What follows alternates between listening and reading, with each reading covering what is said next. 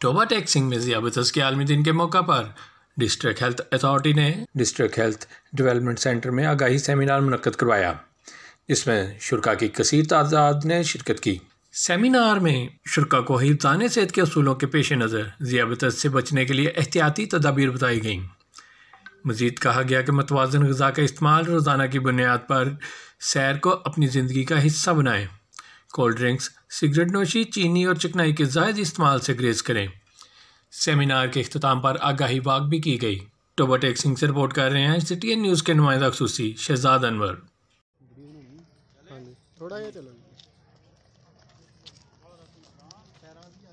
तस्वीर भी खिंच लो, कभी वीडियो ना बनाओ या तस्वीर भी साफ भी होनी चाहिए।